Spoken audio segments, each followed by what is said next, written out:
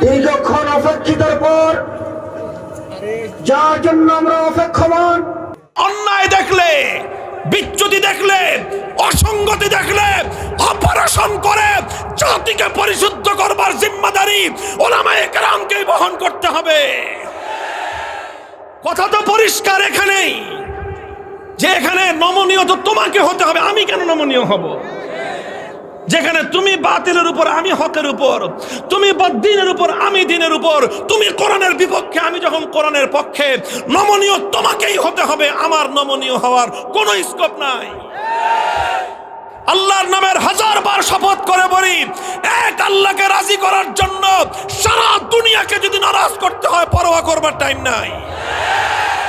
আজ যদি আমি হকের কথা আপনার সামনে উচ্চারণ না করি, কিয়ামতের দিন আল্লাহর দরবারে দাঁড়িয়ে আমাকে তার জবাবদিহিতা করতে হবে। ছোট্ট ছোট্ট কয়েকটা কথা বলবো, গরম কথা তো সবসময় বলি। আজকে আমাদের আইয়ুবী সাহেব হুজুর যেই কথা বলছেন খুব সংক্ষিপ্ত সময়ে, ওটাই আজকের জন্য যথেষ্ট ইনশাআল্লাহ। কথাগুলো মনে রাখবেন, যেই কথাটা বলছেন উনি সবচেয়ে মূল কথা, যেটা অনেক কথা তো বলছেন অল্প সময়ে, উনি তো অন্যভাবে বয়ান করেন। আজকে ওনার বয়ান অন্যরকম হয়েছে। মূল কথা যেটা বলছেন মাওলানা খালেদ সাইফুল্লাহ আইয়ুবী সাহেব, সেই কথাটা হলো যে উলামায়ে কেরামের দায়িত্ব কি। উলামায়ে কেরামের মূল দায়িত্বটা হলো যে আপনি যদি ভুল করেন, ভুলটা বলে দেওয়া আলেমদের দায়িত্ব। আর আপনি যদি মাইন্ড করেন, তাহলে আমাকেও বলতে হবে আই এম সরি। রমজান মাসে হাফেজ সাহেবের পিছনে লোকমা দেওয়ার জন্য আরেকজন হাফেজকে রাখা হয়। এখন ওই বেটা যদি লোকমা দিলে হাফেজ সাহেব মাইন্ড করে, রাগ করে, তাহলে হবে? যদি বলে যে আমি বড় হাফেজ সাহেব, বেটা আমি ইমাম সাহেব, তুই আমার লোকমা ধরস, কত বড় সাহস তোর? এটা হইল? কথাটা হইল? আরে ভাই, আপনি ইমাম সাহেব, আপনি খতম পড়তেছেন, আপনার খতম হবে পুরা, আপনার সাথে হাজার হাজার মানুষ তারাবি পড়তেছে, খতম হবে। আপনি যদি একটা লোকমা ভুল রেখে যান, তাহলে আপনার খতমটাও পুরা হলো না, আপনি সুন্নতের উপর আমল হলো না, সমস্ত হাজার হাজার মুসল্লিরা বঞ্চিত হইল। তো আমরা তো সেই নবীর উম্মত যে আমাদের ইমাম যদি নামাজে দাঁড়ায়ও ভুল করে ছাড় দেই না।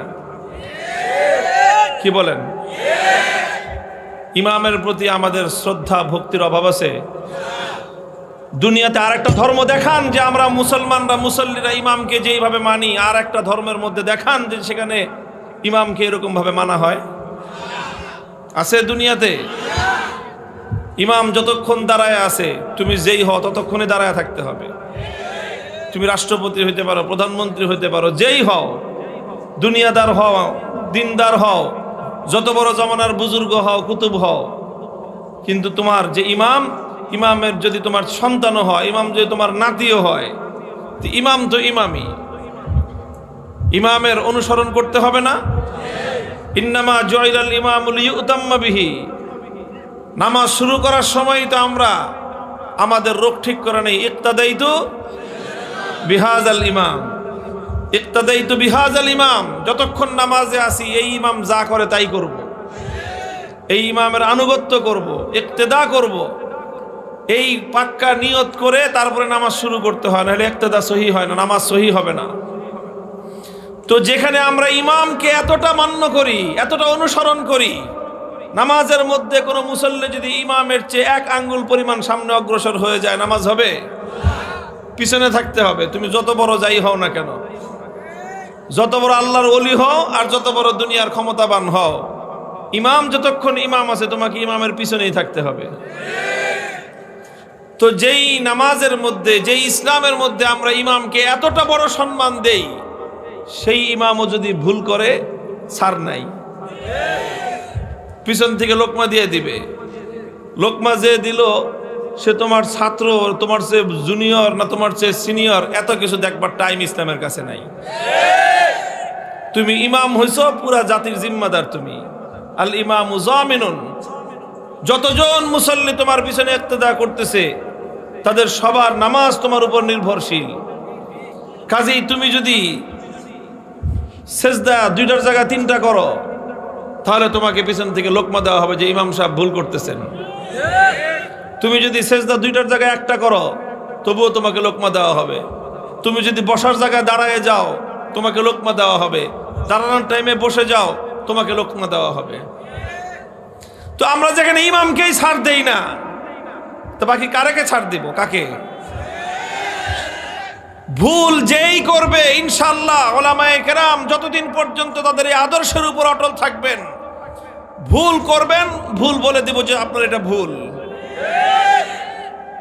আল্লাহ পাক রব্বুল আলামিন উম্মতের মধ্যে এরকম সৎ সাহসিকতা সম্পন্ন উলামায়ে কেরামকে যতদিন কায়েম রাখবেন ততদিন জাতি হেফাজতে থাকবে। এজন্য আমি বলি উলামায়ে কেরামের হাতে, আলেমদের হাতে জাতির হাল। এই আলেমরা যতদিন ধরে থাকবে জাতির হাল ততদিন পথ হারাবে না বাংলাদেশ। কাজেই এই কথাটা ছিল ওনার মূল কথা, যে আলেমরা সাধারণ পাবলিক যখন ভুল করে বলে দেয় তোমাদের এটা ভুল। রাজনীতিবিদরাও রাজনীতি করতে গিয়ে ধর্মীয় ব্যাপারে সামান্য পরিমাণ কোনো ভুল করলে ছাড় নাই, বলতে হবে, বলার দায়িত্ব আমার। বলতে গেলে যদি আপনি রাগ করেন তাহলে আপনার এই কথাটা মনে রাখতে হবে, আপনাকে বলতে গেলে আপনি রাগ করবেন, না বললে আমার আল্লাহ রাগ করবে। বলতে গেলে আপনি রাগ করবেন, না বললে আল্লাহ রাগ করবে। এখন আমার কাছে পাল্লা 2টা, একটা পাল্লা হলো আল্লাহকে খুশি করা, আর একটা হলো আল্লাহকে নারাজ করে আপনাকে খুশি করা। তো পরিস্থিতি যখন এটাই দাঁড়াবে, আল্লাহর নামের 1000 বার শপথ করে বলি, এক আল্লাহকে রাজি করার জন্য সারা দুনিয়াকে যদি নারাজ করতে হয় পরোয়া করবার টাইম নাই। আর যারা এটাকে মেনে নেবেন আল্লাহ পাক রব্বুল আলামিন আপনাকে দুনিয়া এবং আখিরাতেও সম্মান বৃদ্ধি করবেন। আপনার ভুল হলে আপনাকে পেছন থেকে বলা হবে যে এটা ভুল, এটা মানার উপায় নাই, আপনি শুধরে নেন, গরমই করেন না। মুহতারাম হাজিরিন, এটা হলো আমাদের আজকের একটা মৌলিক কথা। এটা আইয়ুবী সাহেব হুজুর বলেছেন, এই কথাটা আমিও বললাম। 2 নম্বর কথা, আপনারা দীর্ঘ সময় পর্যন্ত অপেক্ষা করেছেন, আলহামদুলিল্লাহ আমরাও আপনাদের সাথে মিলিত হয়েছি। দুজন মুমিন যখন পরস্পর আল্লাহর দ্বীনকে কেন্দ্র করে তারা মিলিত হয়, তখন তারা পরস্পর বিচ্ছিন্ন হওয়ার আগে আল্লাহ পাক তাদের যাবতীয় গুনাহ মাফ করে দেন। কাজেই আমরা যে অপেক্ষা করলাম, রাত একটু বেশি হলো, একটু কষ্ট হলো, এতে লস হয় নাই। আল্লাহ রাব্বুল আলামিন আমাদের এই পারস্পরিক সাক্ষাৎকে আমাদের জন্য গুনাহ মাফের জরিয়া হিসেবে আল্লাহ কবুল করেন।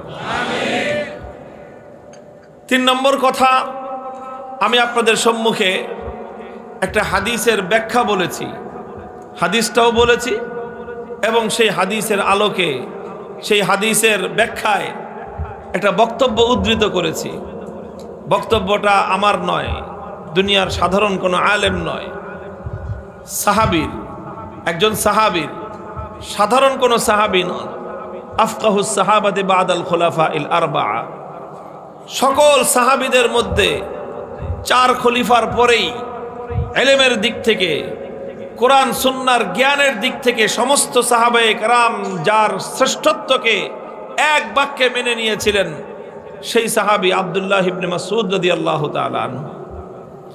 তিনি বলেছেন আলেমদের ব্যাপারে একটা কথা, লাউ আন্না আহলাল ইলমি সানুল ইলমা ওয়া ওয়াযাউহু ইনদা আহলিহি লাসাদু বিহি আহলা জামানিহিম ওয়ালাকিন বাযালুহু লিআহলিদ দুনিয়া লিয়ানালু মিন দুনিয়াহুম ফানু আলাইহিম। আব্দুল্লাহ ইবনে মাসউদ রাদিয়াল্লাহু তাআলা আনহু তিনি বলেন যে দুনিয়ার আলেম সমাজ আল্লাহ রাব্বুল আলামিন তাদের কাছে আসমানি ইলমের যে আমানত রেখেছেন। আলেম মানে কি? যার বক্ষে আসমানি ওহীর ইলমের আমানত আছে, আসমানি ওহীর ইলমের আমানত। যেটা আল্লাহ নিজে বলেছেন, ইন্না আরাদনাল আমানাতা আলাস সামাওয়াতি ওয়াল আরদি ওয়াল জিবালি ফাআবাইনা আন ইয়াহমিলনাহা ওয়া আশফাকনা মিনহা ওয়া হামালাহাল ইনসান। যেই আমানত পাহাড় বহন করতে পারে নাই, যেই আমানত বহন করতে আসমান অক্ষমতা প্রকাশ করেছে, যেই আমানত আল্লাহর এই জমিন ধারণ করার হিম্মত করে নাই, সেই আমানত আল্লাহ পাক রব্বুল আলামিন পয়গম্বরদের সিনার মধ্যে রেখেছেন। আর পয়গম্বরদের কাছ থেকে সেই আমানত উত্তরাধিকার সূত্রে উলামায়ে কেরাম হাসিল করেছেন। সেটা হলো ওয়াহি, আসমানি ওয়াহির ইলম, অর্থাৎ কোরআন হাদিসের ইলম। কোরআন হাদিসের ইলম যাদের পক্ষে আছে, খুব হুঁশিয়ার উলামায়ে কেরাম। আলেম হওয়া মানে শুধুমাত্র দুনিয়াতে সুযোগ সুবিধা পাবো, জনগণের সম্মান আর মর্যাদা পাবো, রাস্তায় সালাম দিবে আর আমাদেরকে মর্যাদা দিবে, এটাই শুধু নয়। ইলমের দ্বারা যেরকম সাধারণ মানুষের সম্মান আর মর্যাদা পাওয়া যায়, ইলমের দ্বারা যেরকম দুনিয়ার মানুষের কাছে সম্মানিত হওয়া যায়, আবার এই ইলমের কারণে অনেক বড় বড় পরীক্ষার সম্মুখীন হতে হয়। ইমাম আজম আবু হানিফা রাহমাতুল্লাহি আলাইহি সারা পৃথিবীর সমস্ত ফকিহ, আলেম, মুফতি যা আছে সবাই যার ফিকহের কাছে, যার ইফতার কাছে ঋণী, যার ফতোয়ার কাছে সারা দুনিয়ার আলেমরা ঋণী। দুনিয়ার সমস্ত আলেমরা যার ইলমের দ্বারা কিয়ামত পর্যন্ত উপকৃত হবে। সাহাবায়ে কেরামের পরে এত বড় আলেম দুনিয়াতে দ্বিতীয় জনের নাম বলা মুশকিল। সেই ইমামে আজম সময়ের শাসকের দ্বারা নির্যাতিত হয়েছেন, কারান্তরীণ হয়েছেন, শেষ পর্যন্ত বিষ প্রয়োগে শাহাদাত বরণ করতে হয়েছে ইমামে আজমকে। ইমামে মালিক রহমতুল্লাহি আলাইহি দ্বিতীয় পর্যায়ে যার মর্যাদা ইমামে আজমের পরে, তিনিও সময়ের শাসকের দ্বারা নিগৃহীত হয়েছেন।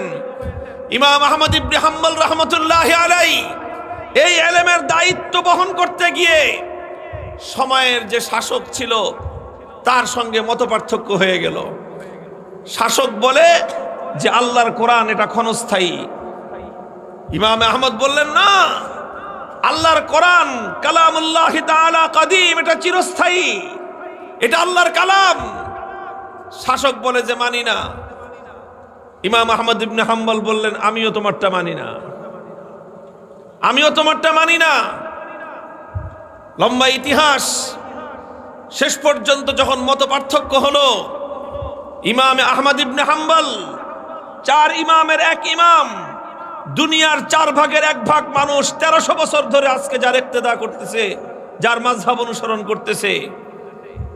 আজকে হারামাইন, বাইতুল্লাহ, মসজিদ নববী যে ইমাম আহমদ ইবনে হাম্বলের মাযহাবের উপর চলতেছে, সেই ইমাম আহমদ ইবনে হাম্বল তাকে বন্দী করা হয়েছে, নির্যাতন করা হয়েছে। কিরকম নির্যাতন? ইতিহাসের মধ্যে লেখা হয় প্রতিদিন ওনাকে বেত্রাঘাত করা হতো। কি পরিমাণ বেত্রাঘাত? এই পরিমাণ বেত্রাঘাত যে বেত্রাঘাতের ফলে ওনার শরীর থেকে রক্ত প্রবাহিত হয়ে জমিনে প্রবাহিত হতো। আর তারা বলতে একটা কথা যে আহমদ, তোমার বক্তব্য প্রত্যাহার করতে হবে, তোমার বক্তব্য প্রত্যাহার করে শাসকের বক্তব্যকে তোমার মেনে নিতে হবে। ইমাম আহমদ ইবনে হাম্বল একটা কথাই বলতেন যে ইতুনি বিল কোরআনি ওয়াল হাদিস আত্তাবিউকুম, আমাকে আল্লাহর কোরআন এবং নবীর হাদিসের দলিল দাও, তোমাদের কথা মেনে নিব। আর যদি কোরআন হাদিসের দলিল ছাড়া গায়ের জোরে বলো আমাকে তোমাদের কথা মানতে হবে, বেত্রাঘাত করতে পারবা, সারা শরীর থেকে রক্ত ঝরাতে পারবে, জীবন নিতে পারবে, আহমদ ইবনে হাম্বলের জুবান দিয়ে নাহক কথা উচ্চারণ করাতে পারবে না। ইসলাম তো এই 3 ইমাম, 4 ইমামের 3 জন নির্যাতন ভোগ করেছেন। সুফিয়ানে সৌরি রহমতুল্লাহি আলাইহি কত বড় মুহাদ্দিস আলেমরা জানেন, হাদিসের এমন কোনো পাতা খুঁজে পাওয়া যাবে না যেই পাতায় সুফিয়ানে সৌরি থেকে হাদিস বর্ণিত নেই। ওনাকে দেশ ছাড়তে হয়েছে, নিজের জন্মভূমি।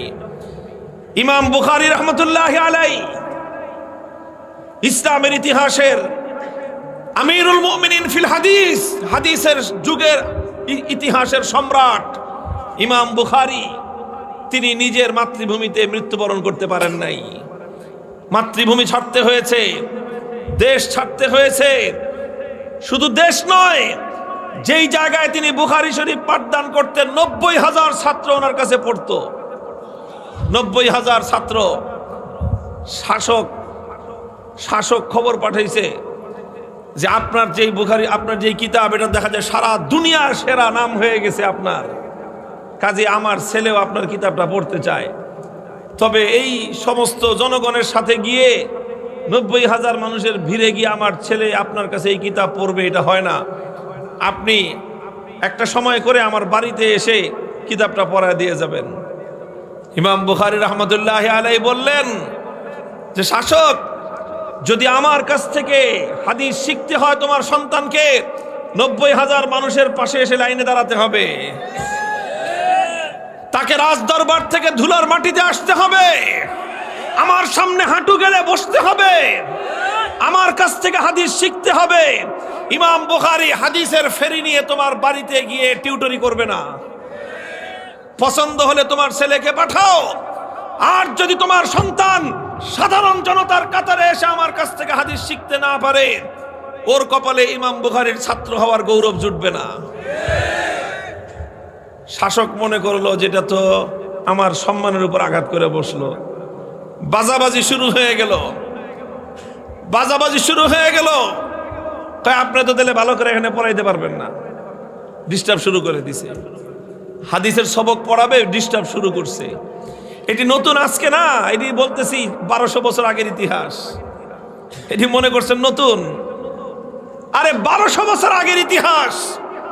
ইমাম বুখারী মাদ্রাসা ছাড়ছেন, প্রয়োজন নাই, সবক পড়াবো না, হাদিস পড়াবো না, কিন্তু আল্লাহর নবীর হাদিসের অসম্মান ইমাম বুখারী বরদাস্ত করে নেন নাই।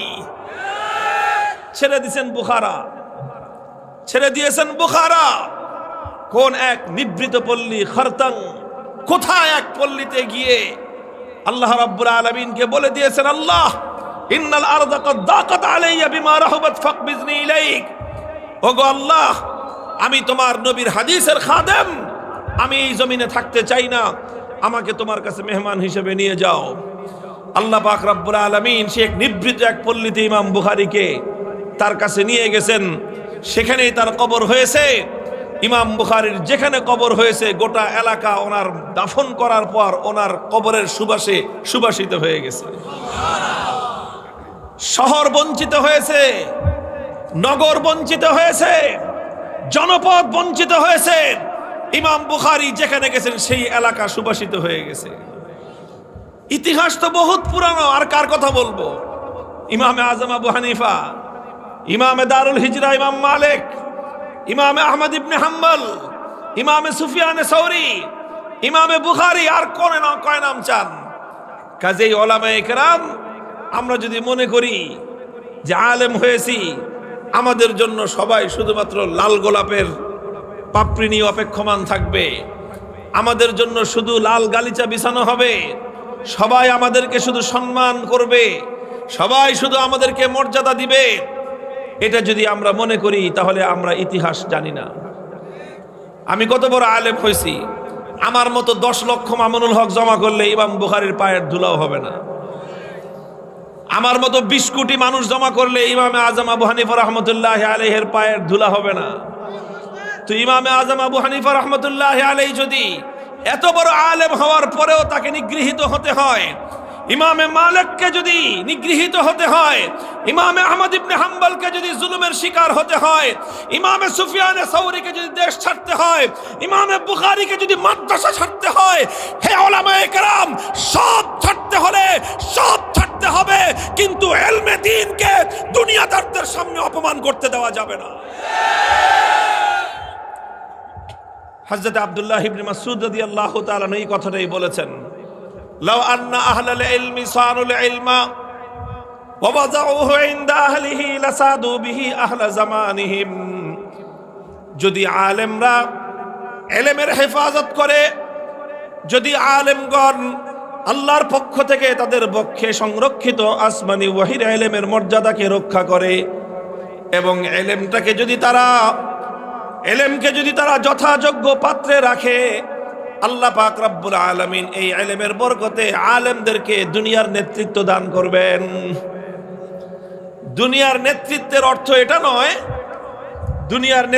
অর্থ এটা নয় যে আলেমরা ক্ষমতার মসনদে বসে যাবে। তবে আলেমদের হাতে দুনিয়ার নেতৃত্ব থাকার অর্থ হলো এই যে সারা দুনিয়ার মানুষ যতটা না শাসন ক্ষমতার দণ্ডের অনুসরণ করবে, তার চেয়ে বেশি উলামায়ে কেরামের অঙ্গুলি হিলনের নির্দেশ করবে, অনুসরণ করবে। আলহামদুলিল্লাহ, অতীতে এরকম বহু দেখা গিয়েছে। শাসক এক কথা বলেছে, আলেম আরেক কথা বলেছে। শাসকের দণ্ডের চেয়ে আলেমের আঙ্গুলের ইশারার মূল্য বেশি হয়ে গেছে। এটা কখন হয়েছে? উলামায়ে কেরাম যখন ইলমের উপর তারা ইস্তেকামতের সাথে থেকেছেন, দৃঢ়তার সাথে থেকেছেন।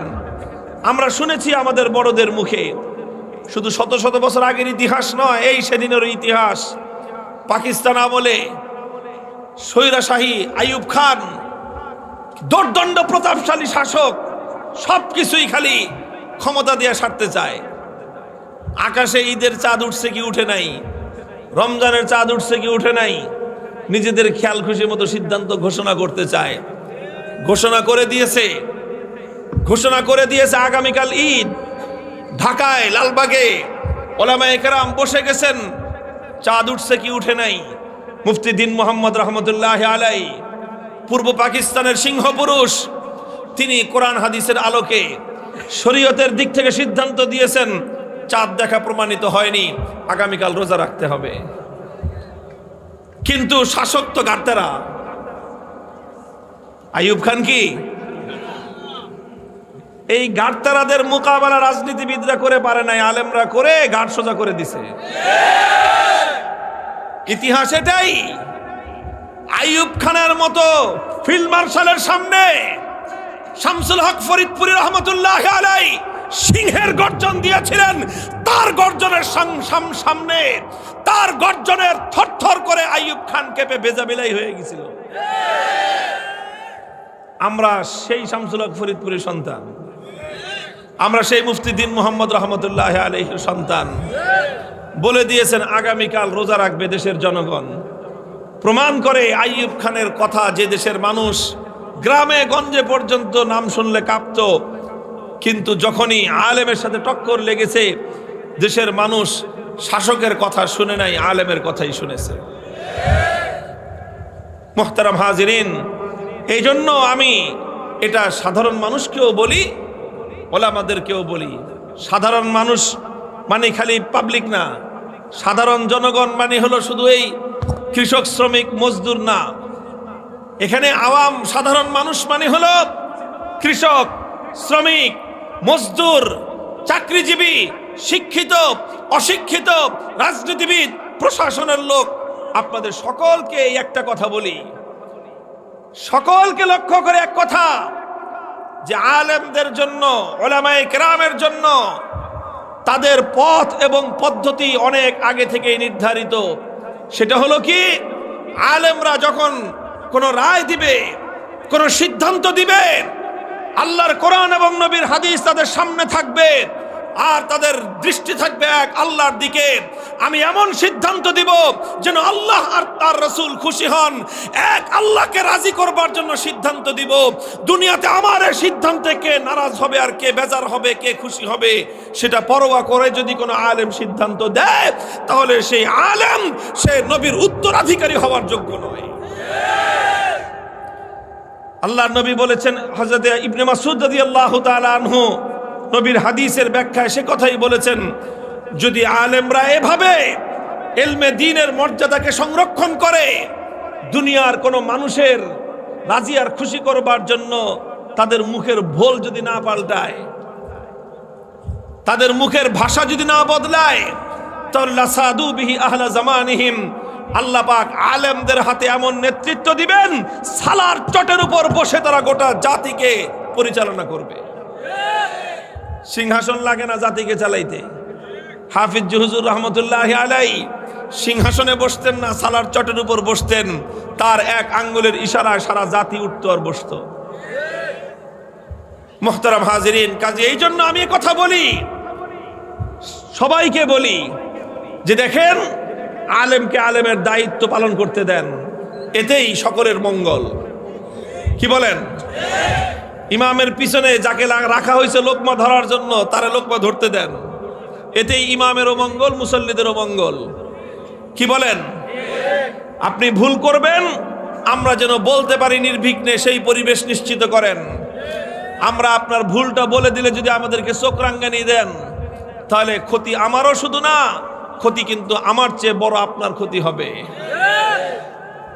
মুহতারাম হাজিরিন, এটা ছিল আমার 2 নম্বর কথা, যে ওলামায়ে কেরাম তারা যদি ভুল করে বসেন, আরে ভাই, এই এক কথা জাতিকে আজকে বোঝানো বড় দরকার, বড় বেশি দরকার।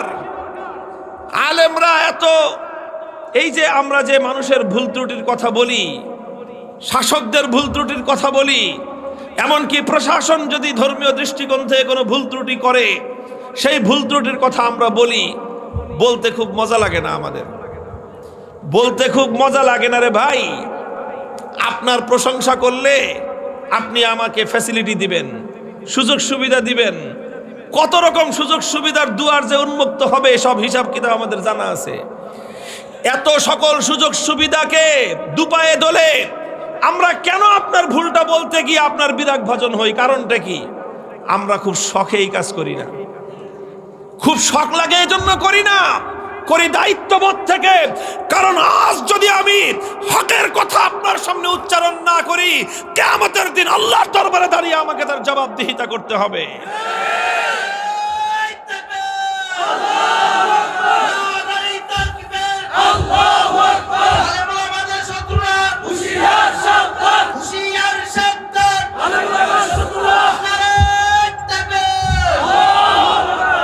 এই জন্য আমি তো কথা বলি, সাধারণ মানুষ তাদের হিসাব কিতাব সহজ, তাদের হিসাব কিতাব সহজ।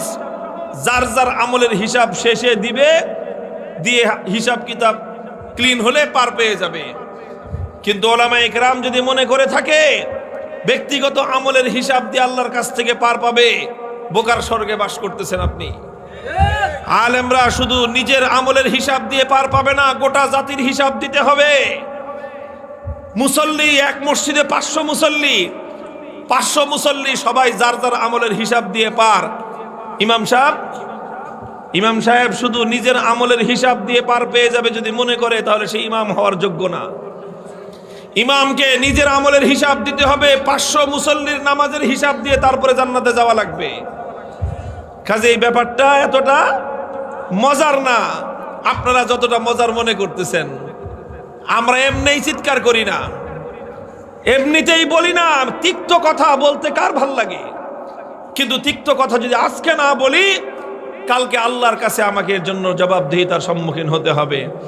কাজে আমি চাই আমার আল্লাহ খুশি থাকুক, এতে যদি আপনি নারাজ হন, তাহলে আমার আই এম সরি বলা ছাড়া কোনো রাস্তা নাই। পরিষ্কার কথা। আরে আপনার ভুল যখন আমি বলবো, তখন আপনার একটু জ্বালাপোড়া করতেই পারে, এটা তো স্বাভাবিক। জ্বালাপোড়া, যেখানে ব্যথা আছে, সমস্যা আছে, সেখানে হাত দিলে তো ব্যথা লাগবেই। আপনি যদি একজনের টিউমার হয়েছে, এখন টিউমার আস্তে আস্তে সেটা পয়জন জমা হয়ে ওটা এখন ক্যান্সারের দিকে যাওয়ার মানে অবস্থা, ডাক্তারের কাছে গেছেন, এখন ডাক্তার তো এটা পরীক্ষা নিরীক্ষা করে দেখে যে সাংঘাতিক। তো এখন যদি এটাকে অপারেশন করে এর পয়জন যদি অপসারণ না করা হয়, তাহলে কিছুদিন পরে এই টিউমার শুধু টিউমার থাকবে না, এটা ক্যান্সারের দিকে ডাইভার্ট হবে। এখন ডাক্তার কি বলে? ইমার্জেন্সি ভর্তি হন। ভর্তি হওয়ার পরে তারপরে এটাকে অপারেশন থিয়েটারে নেয়, ওটিতে নিয়ে তারপরে ধারালো চাকু দিয়ে ওই আপনার টিউমার অপসারণ করে, অপারেশন করে। এখন আপনি যদি ডাক্তাররে বলেন যে ডাক্তার সাহেব সব কিছু করবেন, কিন্তু এখানে ব্যথা হাত দিবেন না, কি বলেন? এখানে ব্যথা হাত দিবেন না। তো যেই ডাক্তার রুগীর কথা মোতাবেক যেই ডাক্তার চিকিৎসা করে, ওই ডাক্তারের চেয়ে গর্দভ ডাক্তার দুনিয়াতে আর কেউ নাই। তাহলে তোমার যেখানে ভুল, তোমার যেখানে ত্রুটি, সেখানে হাত দিলে তোমার জ্বলবে, ব্যথা করবে, কিন্তু তুমিও মনে রেখো তোমাকে ওই জায়গায় আমি অপারেশন করেই ছাড়বো, অপারেশন করেই ছাড়বো।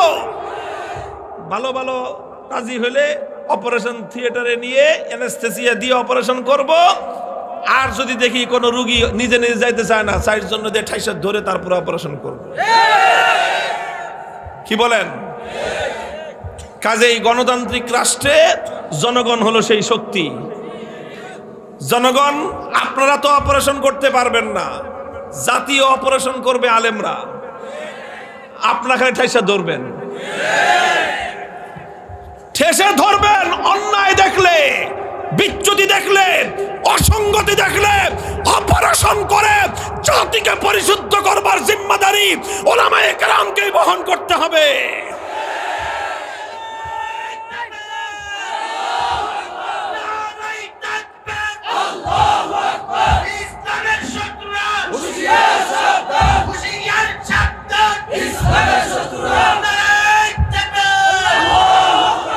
আখেরি কথা, সর্বশেষ কথা বলে আলোচনা শেষ করতেছি। আলহামদুলিল্লাহ, ইতিহাস বলে উলামায়ে কেরাম, আহলে হক, হকের ঝান্ডাবাহীরা যদি হকের উপর অটল আর মজবুত থাকে, আল্লাহর পক্ষ থেকে সাহায্য আসে, প্রতিপক্ষ মাথা নত করতে বাধ্য হয়। সাহাবী যুগের ছোট্ট একটা ঘটনার উদ্ধৃতি দিই। হযরতে আব্দুল্লাহ ইবনে হুযাফা রাদিয়াল্লাহু তাআলা আনহু, আল্লাহর নবীর একজন সাহাবী, তিনি এক যুদ্ধে নেতৃত্ব দিচ্ছিলেন একটা ছোট বাহিনীর। ঘটনাচক্রে রোম সম্রাট সে ওই বাহিনীটাকে গ্রেফতার করে ফেলল। আল্লাহর নবীর সাহাবী আব্দুল্লাহ বিন হুযাফা রাদিয়াল্লাহু আনহু সহ প্রায় 50 জনের মুসলমানদের একটা কাফেলা বন্দী হয়ে গেল। এখন রোম সম্রাটের ইচ্ছা হলো মুসলমানের ঈমান পরীক্ষা করবে, আর যে কোনো মূল্যে মুসলমানকে ইসলাম থেকে দূরে সরাবে। এই জন্য প্রথমে আব্দুল্লাহ বিন হুযাফাকে ডেকে নিয়ে অফার দিল, অফার, লোভ দেখাইলো, বলল তুমি ইসলাম গ্রহণ করো, বিশাল অপ্রতিরোধ্য বিশাল সাম্রাজ্য, পৃথিবীর সুপার পাওয়ার রোম সাম্রাজ্যে তোমাকে বিশাল বড় ক্ষমতাবান পদ দিয়ে দিব, মন্ত্রিত্ব দিয়ে দিব, আর আর তোমাকে আমার মেয়ে বিয়ে দিয়ে দিব। পরবর্তীতে তুমি রাজবংশের নিয়ম অনুযায়ী দেখা যাবে তুমি সম্রাট হয়ে যেতে পারো, বিশাল এলাকার দায়িত্ব তোমাকে এখনই দিয়ে দিব, কিন্তু শর্ত হলো তোমাকে তোমার ধর্ম এবং আদর্শ ছাড়তে হবে। এই কথা যখন বলেছে, আব্দুল্লাহ ইবনে হুযাফা রাদিয়াল্লাহু আনহু রাগে ক্ষোভে অগ্নিশর্মা হয়ে, কোন কোন বর্ণনার মধ্যে এসেছে রোম সম্রাটের দরবারে দাঁড়িয়ে রোমান সম্রাটকে তিনি লক্ষ্য করে বলেছেন, ইয়া কালবার রোম, হে রোমের কুকুর। রোমের সম্রাট যখন তাকে ধর্মত্যাগের, ইসলাম ত্যাগের পরামর্শ দিয়েছে, তখন তিনি রোম সম্রাটের রাজ দরবারে দাঁড়িয়ে সম্রাট বলে নয়, রোমের কুকুর বলে সম্বোধন করে বলেছেন, মুসলমানের ঈমান এত কম দামি জিনিস না। সম্রাট মনে করলো শরীরে এখনো তেজ বেশি, তো এই জন্য এত গরম গরম কথা, এত গরম গরম কথা, তোমার তেজ একটু কমায় দেই। বলে দিছে জিন্দান খানায় নিয়ে বন্দি করো, খানা দানা বন্ধ, একটা দানা খাইতেও দিবা না, আর এক ফোঁটা পানিও পান করতে দিবা না। ডাক্তারকে বলে রাখছে নারী পরীক্ষা করতে থাকবি, যখন দেখবি যে একেবারে শেষ মুহূর্ত, এখন খাবার দাবার না দিলে আর বাঁচবে না, ওই সময়ে নিয়ে খাবার দিবি। খাবারটা কি দিবি সেটাও ঠিক করে দিছে, বলছে যে মুসলমানদের ধর্মে যে জিনিস হারাম সেটা দিবি, শুয়োরের গোশত আর মদ মিশানো পানি। ঠিক তাই হয়েছে। আব্দুল্লাহ বিন হুযাফা সহ না খেতে খেতে যখন মরণাপন্ন প্রায়, তখন একেবারে জীবন বাঁচানোর জন্য তাদেরকে খাবার দেওয়া হয়েছে। খাবার কি? শুয়োরের গোশত আর মদ মিশানো পানি। আব্দুল্লাহ বিন হুযাফা রাদিয়াল্লাহু আনহু চিন্তা করলেন, শরীয়তের মাসলা অনুযায়ী এই পরিবেশে জীবন বাঁচানোর জন্য সামান্য পরিমাণ শুয়োরের গোশত খাওয়া জায়েজ, জীবন বাঁচানোর জন্য। এটা তো আছে, ইল্লা ফামানিস্তুররা ফি মাখমাসাতিন গায়রা মুতাজানিফিল লিইসমিন ফাইন্নাল্লাহা গফুরুর রহিম। একজন মানুষ যদি এমন হয়ে যায় যে কোনো হালাল খাদ্য নাই, হারাম খাদ্য ছাড়া হালাল কোনো খাদ্য নাই, এখন না খেলে জীবন বাঁচবে না, সেই সময়ে জীবন বাঁচানোর জন্য সামান্য পরিমাণ হারাম খাদ্য গ্রহণ করা কি, এটা হলো মাসলা। কিন্তু উনি চিন্তা করলেন এখন তো শুধু হালাল হারামের প্রশ্ন না, এখন প্রশ্ন হলো মুসলমানের ইমানের আত্মমর্যাদা বোধের প্রশ্ন। আজকে যদি আমি হারাম খাবার খাই তাহলে রোম সম্রাট বলবে দেখছি মুসলমানের ইমানের শক্তি কত দূর। এই সময় মাসলা ভিন্ন। এরকম পরিস্থিতি যদি কারো হয় তাহলে মাসলা ভিন্ন। খাবার খাওয়া হালাল জীবন বাঁচানোর জন্য, এটা যেরকম মাসলা। আর কেউ যদি হারাম খাবার না খেয়ে মৃত্যুকে আলিঙ্গন করে নেয় তাহলে সেই মৃত্যু হলো আফজালুস শাহাদা, সর্বশ্রেষ্ঠ শহীদি মরণ। আব্দুল্লাহ বিন হুযাফা চিন্তা করলেন এখন মাসলা দুইটা আছে, একটা হলো ফাঁকফোকরের রাস্তা, আমি এখন হারাম খেয়ে জীবন বাঁচাতে পারি। আর একটা মাসলা কি, আমি যদি আমার জীবনকে উৎসর্গ করে দেই আমার একজনের জীবন যাবে কিন্তু কিয়ামত পর্যন্তের জন্য রোম সম্রাটের দরবারে ইসলামের ঝান্ডা সমুন্নত হয়ে যাবে। সম্রাট বলবে যে মুসলমানের ইমান বাপরে বাপ, জীবন যেতে পারে কিন্তু মুসলমান ইসলামের গৌরব ভুলুণ্ঠিত হতে দেয় না। তিনি খান নাই, লাথি মারছেন একটা, এক লাথিতে সমস্ত শুয়োরের গোশত আর মদের পাত্রগুলো ভেঙ্গে চূর্ণ বিচূর্ণ হয়ে গেছে। এখন সম্রাট ডাক্তার কয় কিরে তুই না কইলি জীবন বলে বাঁচবে না, তেজ দিকে এখন অত। ডাক্তার কয় আমাদের ডাক্তারি মতে তো এত তেজ থাকার কথা না, এটা তো ডাক্তারি মতের তেজ না, এটা তো ইমানি তেজ। এই তেজ এটা শরীরের তেজ না, এটা রুহের তেজ। এটা শরীরের শক্তি নয়, এটা আত্মার শক্তি। যে ইমানদার আল্লাহর ইমান, আল্লাহর উপর আস্থা এবং ভরসাকে দুনিয়াদারদের সামনে মাথা উঁচু করে দাঁড় করাবার চেষ্টা করে, আল্লাহ পাক তার আত্মার মধ্যে অফুরন্ত শক্তি দান করেন। আব্দুল্লাহ বিন হুযাফা যখন এটা করলেন, এবার রোম সম্রাট বলে যে দুইবার খেললাম, দোনো খেলায় হারছি। দুইবার হলো না, প্রথমবার লোভ দিছে, জিতছে না হারছে। দ্বিতীয়বার খাওয়ান দাওয়ান বন্ধ করে টাইট দিছে, জিতছে না হারছে। এবার কয় ফাইনাল খেলা, খেলা হবে। কি খেলা? ফাইনাল খেলা হবে কার সাথে?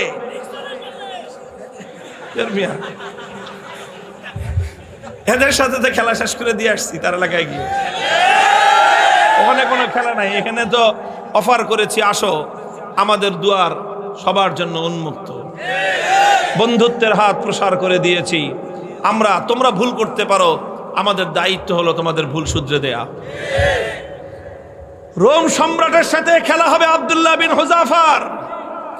একজন হলো সম্রাট আর একজন তার একজন বন্দী, তার জিন্দানখানার কয়েদি আর একজন সম্রাট। খেলা হচ্ছে ফাইনাল খেলা। রোম সম্রাট বলল এবার একদম দেখবো চূড়ান্ত যে ইমানের তেজ কোন পর্যন্ত হয়। যতজন বন্দী বিশাল বিশাল ড্যাগের মধ্যে পানি গরম করছে, ফুটন্ত গরম দাউ দাউ লেলিহান শিকার আগুন, সেই আগুনের মধ্যে ড্যাগ বসাইছে, বিশাল বিশাল ড্যাগ, খাজা বাবার ড্যাগের মতো। খাজা বাবার ড্যাগ দেখছেন? বাংলাদেশে আছে হলো শাহজালালের মাজারের ড্যাগ একটা আছে, ওটার মধ্যে বালতি নিয়ে নামে একজন সঙ্গ লাগায়া খিচুড়ি উঠাইতে, দেখেন নাই? এরকম বিশাল ড্যাগ, একটা মানুষ যেন আপাত মস্তক সেই ড্যাগের মধ্যে ডুবে যেতে পারে, এত বড় বড় ড্যাগ বানাইছে। ড্যাগ বানায় তারপরে লাকড়ি দিয়ে লেলিহান শিকার আগুন জ্বালাইছে। সে আগুন জ্বালায় তারপরে এই তো পানি দিয়ে ভরে দিছে। পানি যখন টকবক টকবক করতেছে, এবার আব্দুল্লাহ বিন হুযাফা সহ তার সমস্ত বন্দীদেরকে ডেকে আনছে। ডেকে এনে বলছে, আব্দুল্লাহ বিন হুযাফা এবার তোমার সাথে কোনটা খেলা? ফাইনাল। তোমাকে সর্বশেষ সুযোগ দিচ্ছি, তুমি দুইবার আমাকে ডিনাই করেছো, আমাকে অপমান করেছো, এবার লাস্ট সুযোগ তোমার জন্য। এই যে দেখো গরম পানি, কথা মানবি আর নাহলে একটা একটা করে এই গরম পানির মধ্যে ছাড়বো, আর পানির মধ্যে ছাড়ার সাথে সাথে দেখবা মৃত্যু কত বিভীষিকাময়। আব্দুল্লাহ বিন হুযাফা নির্বিকার, কোনো কথা বলেন না। সম্রাট বলছে জল্লাদকে ওর সামনে থেকে তার একজন সঙ্গীকে নিয়ে তার চোখের সামনে গরম পানিতে ছেড়ে দাও। ঠিকই আব্দুল্লাহ বিন হুযাফা রাদিয়াল্লাহু তাআলা আনহুর একজন সাথীকে নিয়ে গরম পানির মধ্যে ছেড়ে দেওয়া হলো। মুহূর্তের মধ্যে বিভৎসভাবে তার মৃত্যু হলো, তিনি শাহাদাত বরণ করলেন। চোখে তাকায়া দেখলেন কিচ্ছু, কোনো কথা নাই। এবার বলল যে এবার ওরে ধরে নিয়ে যাও। আব্দুল্লাহ বিন হুযাফা রাদিয়াল্লাহু তাআলা আনহুকে এবার ধরে নিয়ে যাওয়া শুরু করলো। বাদশা খেয়াল করতেছে যে মনোভাবটা কি চেঞ্জ হয় কিনা, একটু অন্তত ভয় পায় কিনা। একটু ভয় পাইলেও মনে করবে যে যাক কোনো রকম মর্যাদাটা রক্ষা পাইছে, ফাইনাল খেলা ড্র ঘোষণা করে দেওয়ার একটা ধান্দা খুঁজতেছে ও। যখন আব্দুল্লাহ বিন হুযাফাকে নিয়ে যাওয়া হচ্ছে, ইতিহাসের কিতাবগুলোর মধ্যে লেখা হয় ওনার চোখ দিয়ে দরদর করে পানি পড়তে আরম্ভ করলো। তো বাদশা মনে করছে কাম হয়েছে, মনে হয় কাজ হয়েছে, মনে হয় ভয় পাইছে। এবার ডাক দিছে, এই ফিরে আনো। জিজ্ঞেস করতেছে কি ব্যাপার, ভয় পাইছো? যদি ভয় পেয়ে থাকো সারেন্ডার করো, এখনো তোমার জন্য সে আমার অফার অব্যাহত আছে।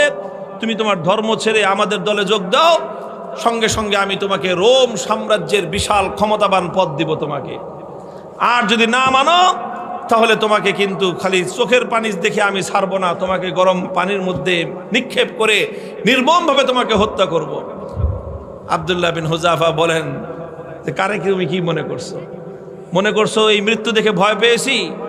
না, তোমার এই মৃত্যুর এই বিভীষিকা দেখে আমি ভয় পাই নাই। তাহলে কান্দো কেন?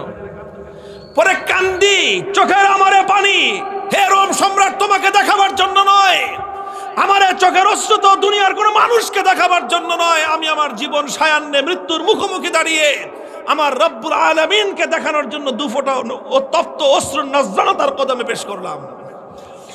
আল্লাহকে বললাম যে আল্লাহ, তুমি পরীক্ষা করতেছো তোমার বান্দার, যে তোমার বান্দা তোমাকে, তোমার দ্বীনকে, তোমার রসুলকে, তোমার রসুলের আদর্শকে কতটা ভালোবাসে, তুমি এটা পরীক্ষা করতেছো। আর এই পরীক্ষা করার জন্য জীবন দিছো মাত্র কয়টা? একটা মাত্র জীবন দিছো। আর ওই একটা জীবন দিয়ে আল্লাহ তোমাকে কিভাবে দেখাবো যে আমি তোমাকে আর তোমার দ্বীনকে কতটা ভালোবাসি? তুমি আমাকে 1000 জীবন দান করতা, একটা একটা করে জীবন তোমার জন্য উৎসর্গ করে তোমার বান্দা আব্দুল্লাহ বিন হুযাফা দুনিয়ার সামনে প্রমাণ করে দিত ইমানদারের কাছে ইমানের দাম কত বেশি। তো এই জন্য কান্দি বেটা, আহাম্মক জানি কথাকার। তুই মনে করছিস যে মুসলমান জীবনের মায়ায় কান্দে? আরে মুসলমান তো বিশ্বাস করে যে যতদিন বেঁচে আছি ততদিন কষ্টে আছি, আল্লাহর জন্য জীবন দিব আর জান্নাতে যাব। কি বলেন? সন্দেহ আছে? আল্লাহর জন্য জীবন দেওয়ার মধ্যে আর জান্নাতের মধ্যখানে কোনো দূরত্ব নাই, কোনো দূরত্ব নাই। তুমি জীবন দিবা আল্লাহর জন্য আর জান্নাতে যাবা। তাহলে ভয় কারে দেখাও মিয়া? আমার কাছে একটা জিনিসই আমার বুঝে আসছে যে বেটা, তোমরা যদি বাতিলের উপর থেকে নমনীয় না হতে পারো, আমি হকের উপর থেকে নমনীয় কোন দুঃখে হব? হযরত ওমরের থিওরি ছিল যে আলাইসা কাতলাহুম ফিন্নার ওয়া কাতলানা ফিল জান্নাহ। হযরত ওমর রাগে ক্ষোভে হুজুর সাল্লাল্লাহু আলাইহি ওয়াসাল্লাম এসে বলতেছে যে হুজুর, আচ্ছা কোন তো থিওরিটা এটা কিনা যে বেঈমানরা মরলে জাহান্নামে যাবে, ইমানদাররা মরলে জান্নাতে যাবে, কথা ঠিক আছে না হুজুর? হযরত ওমর যখন এই কথা কয়, হুজুর কয় তোমার কথাটা তো ঠিকই আছে, যে ওরা মরলে জাহান্নাম, আমরা মরলে জান্নাত। কয় হুজুর তাইলে আবার 3 নম্বর কথা কি? ফালামা নুতি হাযিহিদ দানিয়াতা ফি দীনিনা। বেঈমান যদি নমনীয় না হতে পারে, মরলে জাহান্নামে যাবে, তাহলে আমি মরলে জান্নাতে যাব, আমি নমনীয় হব কেন?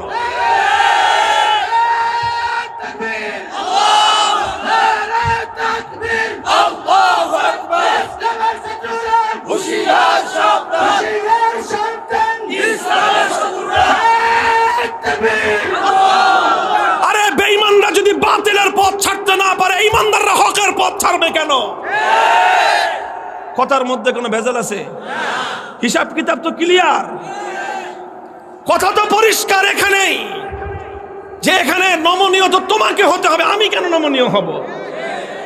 যেখানে তুমি বাতিলের উপর, আমি হকের উপর, তুমি দ্বীনের উপর, আমি দ্বীনের উপর, তুমি কোরআনের বিপক্ষে, আমি যখন কোরআনের পক্ষে, নমনীয় তোমাকেই হতে হবে, আমার নমনীয় হওয়ার কোনো স্কোপ নাই। হযরত আব্দুল্লাহ বিন হুযাফা রাদিয়াল্লাহু তাআলা আনহু যখন এই কথা বললেন, সে আরে বেটা জীবন তো একটা আছে দেখে একটা দিতেছি, জীবনে 1000টা থাকলে 1000টা দিয়ে প্রমাণ করতাম যে ইসলাম এবং ঈমানের দাম কত। এই কথা যখন বলছে তখন বাদশা কয় যে এটা তো মানুষ না, মানুষ কি এরকম হয় নাকি? আরে মৃত্যুর মুখোমুখি দাঁড়িয়ে মৃত্যুকে আলিঙ্গন করার জন্য পাগল। কয় জীবন একটা আছে দেখে একটা দিতেছি, 1000টা থাকলে 1000টা দিতাম। এখন তোর দিলের মধ্যে ভয় ঢুকে গেছে। আল্লাহ পাক রব্বুল আলামিনের পক্ষ থেকে সাহায্য আর নুসরত আসা শুরু হয়ে গেছে। আল্লাহ পাক বাতিলের অন্তরের মধ্যে ভয় এবং ভীতির সঞ্চার করে দিয়েছেন।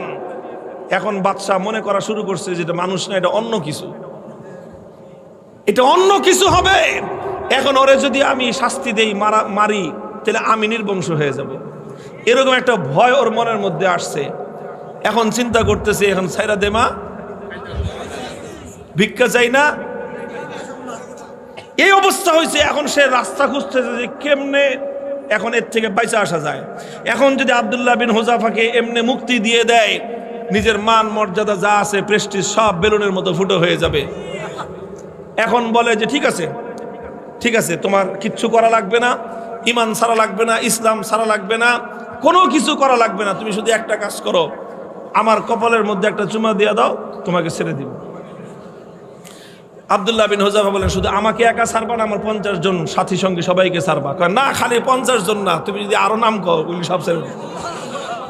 তিনি চিন্তা করেন, আল্লাহর পক্ষ থেকে নুসরত আসছে, আল্লাহর পক্ষ থেকে সাহায্য এসেছে। আল্লাহ পাক একজন বন্দির সামনে একটা সম্রাটের মাথা নত করে দিয়েছেন। কুদরত কার হাতে?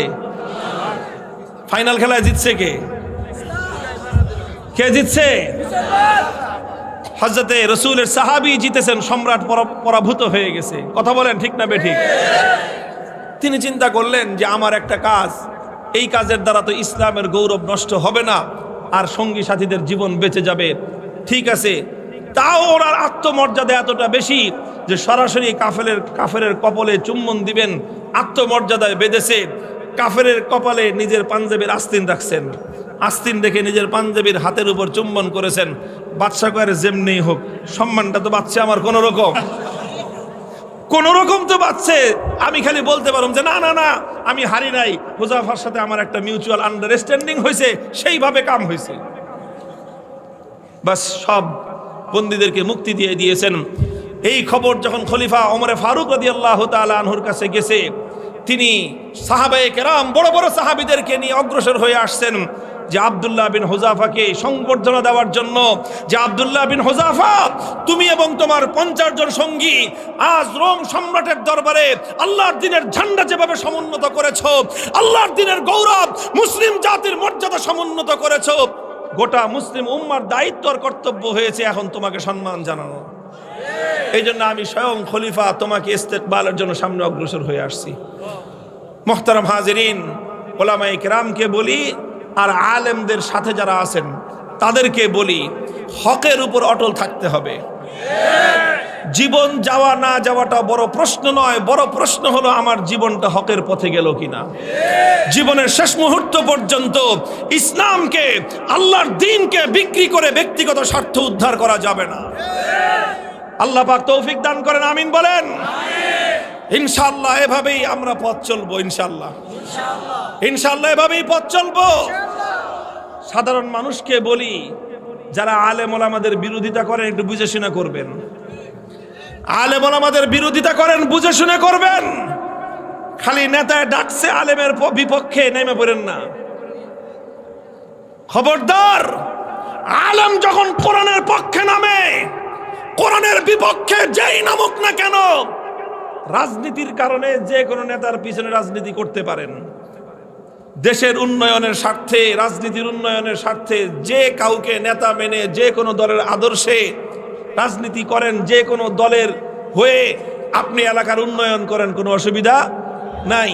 কিন্তু খবরদার, খবরদার, আল্লাহ না করুন, আল্লাহ না করুন, কখনো যদি কোনো নেতা আপনাকে আলেমের বিপক্ষে ডাকে, ইসলামের বিপক্ষে ডাকে, আপনি আপনার বিবেক দিয়ে যাচাই করবেন হক কোন পথে আছে, কোরআনের কথা কার পক্ষে আছে।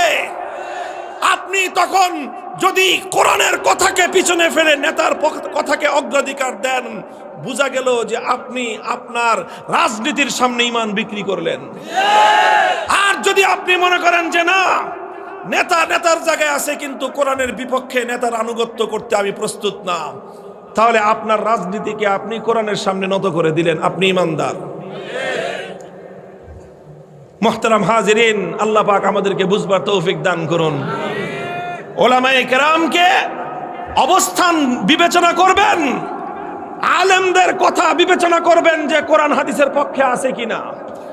যদি আলেমের কথা কোরআন হাদিসের পক্ষে থেকে থাকে, ইসলামের পক্ষে থেকে থাকে, আপনি মুসলমান হয়ে থাকলে যে কোনো রাজনৈতিক দল করেন, যে কোনো নেতার নেতৃত্বে চলেন, কিন্তু খবরদার যখন প্রশ্ন হবে হক এবং বাতিল, যখন প্রশ্ন হবে তাওহীদ এবং কুফর, যখন প্রশ্ন হবে ইসলাম এবং কুফর, তখন আপনাকে ইসলামের পক্ষেই থাকতে হবে।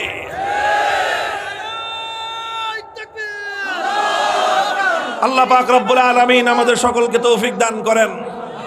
রাত 12টা বেজে গেছে। আল্লাহ আপনাদের গোটা এলাকার উপর রহমতের বৃষ্টি বর্ষণ করুন। শাসক বর্গ আমরা তাদের কল্যাণকামী, আল্লাহ তাদের দ্বারা দেশ জাতি এবং ইসলামের কল্যাণে ভূমিকা পালন করান। তাদেরকে বেশি বেশি ভালো কাজ করার তৌফিক দান করুন। ভুল ত্রুটি থেকে আল্লাহ পাক রব্বুল আলামিন কুদরতের মাধ্যমে তাদেরকে হেফাজত করুন। সুবহানাল্লাহি ওয়া বিহামদিহি সুবহানাল্লাহিল আযীম। আল্লাহুম্মা সাল্লি আলা মুহাম্মাদিন নবিয়্যিল উম্মি ওয়া আলা আলিহি ওয়া সাল্লিম তাসলিমা। রব্বানা আতিনা ফিদ দুনিয়া হাসানাহ ওয়া ফিল আখিরাতি হাসানাতাও ওয়া কিনা আযাবান নার।